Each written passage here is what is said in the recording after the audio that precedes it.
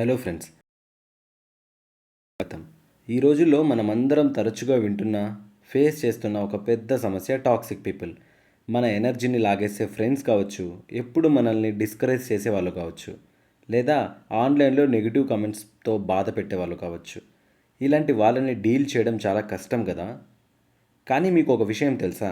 సాక్షాత్తు దేవుడైన యేసుక్రీస్తు ఈ భూమి మీద ఉన్నప్పుడు ఆయన కూడా ఇలాంటి ఎంతోమంది టాక్సిక్ పీపుల్ని ఫేస్ చేశాడు. మరి ఆయన వాళ్ళని ఎలా హ్యాండిల్ చేశాడు? మోడర్న్ యూత్గా ఆయన నుండి మనం ఏం నేర్చుకోవాలి? ఈరోజు బెస్ట్ బైబిల్ రెఫరెన్స్లతో కలుసుకుందాం. Let's get started.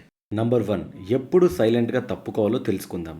మనం ఎవరినైనా మనల్ని విమర్శిస్తే వెంటనే వాళ్ళతో ఆర్గ్యుమెంట్కి దిగుతాం. కానీ యేసుక్రీస్తు అలా చేయలేదు. లూకాసు వార్త 4:28-30 వరకు మనం చూసుకుంటే యేసు మాటలు విని కోపంతో రగిలిపోయిన ఒక గుంపు ఆయన్ని ఒక కొండపై నుండి కిందికి తోసేయాలని తీసుకెళ్తారు. అప్పుడు ఆయన వాళ్ళతో ఫైట్ చేయలేదు, భయపడను లేదు. బైబిల్ చెబుతుంది ఆయన వారి మధ్య గుండా దాటి తన మార్గమున వెళ్ళిపోయేను అని. దాని అర్థం ఏంటంటే నిన్ను కిందకి లాగాలి అనుకునే వాళ్ళతో అనవసరమైన వాదనలు పెట్టుకోవద్దు. నీ పీస్ ఆఫ్ మైండ్ని కాపాడుకో. అక్కడ నుండి సైలెంట్గా స్మైల్ ఇస్తూ తప్పుకో.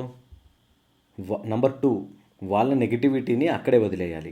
టాక్సిక్ పీపుల్ చెప్పే మాటల్ని మనం బ్రెయిన్లోకి తీసుకొని ఓవర్ థింక్ చేసి బాధపడతాం. కానీ యేసు తన శిష్యులకు ఒక అద్భుతమైన ట్రిక్ చెప్పారు. మత్తయి సువార్త 10:14లో చూసుకుంటే, ఎవరైనా మిమ్మల్ని చేర్చుకోక మీ మాటలు వినకపోతే ఆ ఇల్లు కానీ ఆ పట్టణము కానీ విడిచి వెళ్ళినప్పుడు మీ పాదముల ధూళి దులిపివేయుడి అని అన్నాడు. వావ్, ఎంత గొప్ప లెసన్ కదా ఇది. ఎవరైనా నిన్ను రిజెక్ట్ చేసినా, నీకు వాల్యూ ఇవ్వకపోయినా వాళ్ళ వల్ల కలిగే బాధను, నెగిటివిటీని డస్ట్ లాగా దులిపేయి అని చెప్తున్నాడు. Keep moving forward. నంబర్ 3, మౌనం ఒక ఆయుధం. టాక్సిక్ పీపుల్కి ఎప్పుడు నీ ఎమోషనల్ రియాక్షన్ కావాలి. నువ్వు కోప్పడితే వాళ్ళు గెలిచినట్టు. కానీ మత్తాయి సువార్త 27:12-14 చూసుకున్నట్టయితే, యేసుక్రీస్తుని సిలువ వేయడానికి ముందు ప్రధాన యాజకులు ఆయన మీద అబద్ధ నేరమును మోపుతున్నప్పుడు యేసు ఒక మాట కూడా బదులు చెప్పలేదు. ఆయన సైలెన్స్ని చూసి రోమన్ గవర్నర్ పిలాతు ఆశ్చర్యపోయాడనమాట. చాలాసార్లు నీ మౌనమే వారికి ఇచ్చే అతిపెద్ద సమాధానం. ఎమోషన్స్ మీద కంట్రోల్ ఎప్పుడూ నీ చేతుల్లోనే ఉండాలి. 4, క్షమించు, నీ లక్ష్యం మీద ఫోకస్ చేయి. చివరిగా యేసుక్రీస్తు సిలువ మీద ఉన్నప్పుడు కూడా తనని హింసిస్తున్న వాళ్ళని చూసి యేసు ఏమన్నారో తెలుసా?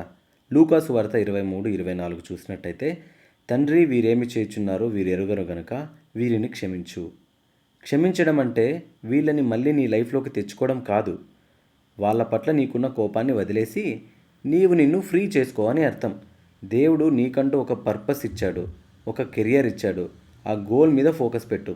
ఫ్రెండ్స్, ఇది మోడర్న్ యూత్కి జీసస్ ఇచ్చే ప్రాక్టికల్ లైఫ్ లెసన్. ఈ వీడియో మీకు హెల్ప్ అయిందని అనుకుంటున్నాను. ఈ వీడియో మీ ఫ్రెండ్స్కి ఉపయోగపడుతుంది అనుకుంటే తప్పకుండా షేర్ చేయండి.